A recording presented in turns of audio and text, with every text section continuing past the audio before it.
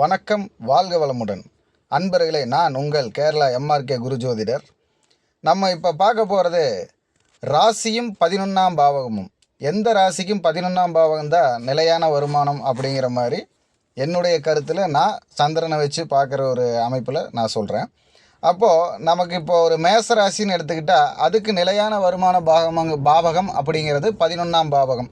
அந்த 11ஆம் பாவக அதிபதி யார்? சனி. அப்போ நம்ம எப்பவுமே சனி செவ்வாய் யுத்தம்னு சொல்லுவோம். அப்போ இந்த சனி செவ்வாய் யுத்தம்னா சனிக்கு யோககாரகனாகவும் யோகத்துக்கு நிலையான வருமானத்தை கொடுக்கக்கூடியவனாகவும் செவ்வாய் ராசிக்கு சனி பகவான் தான் வர்றார். அதே மாதிரி நமக்கு ரிஷப ராசிக்கு யோக பகவானாக யார் வர்றாரு? 11ஆம் பாவ அதிபதியாக நமக்கு குரு வராரு. அப்போ குரு சுக்கிரன்னாவே 2 குரு, அவர் வருமானம் கொடுக்க மாட்டார். இல்லை, குரு சுக்கிரனுடைய அமைப்பு குரு இந்த இடத்துல இருக்கணும், நல்ல அமைப்பில் இருந்து பார்த்தா தான் குரு வருமானம் தருவார் அப்படின்னு சொல்லுவோம். அதே மாதிரி நம்ம புதனுக்கு யார் எடுத்துக்கிறோம்? புதனுக்கு செவ்வாய் தான் 11ஆம் அதிபதி. புதன் செவ்வாய் ஆகாது அப்படின்னு சொல்கிறோம். ஆனால் நிலையான வருமானம் கொடுக்கக்கூடியது செவ்வாய் தான்.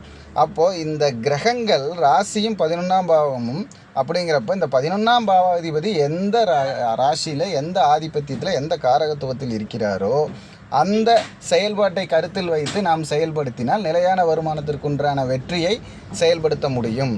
அந்த நிலையான வருமானம் நமக்கு எந்த முறையில், எந்த தொழிலில், எந்த அமைப்பில் நமக்கு தினசரி கூலிக்கு போயா, இல்லை ஒரு கம்பெனிக்கு மாத சம்பளத்துக்கு போயா, இல்லை சொந்த தொழிலா, இல்லை அரசாங்க தொழிலில், ஒரு கான்ட்ராக்ட் முறையில் இருக்கிற தொழிலா அப்படிங்கிறது எல்லாமே இந்த நிலையான வருமானம் யோகம் எதில் இருக்கிறது என்பதை நம் ஜாதக பிரகாரம் நம்மால் கண்டுபிடிக்க முடியும்.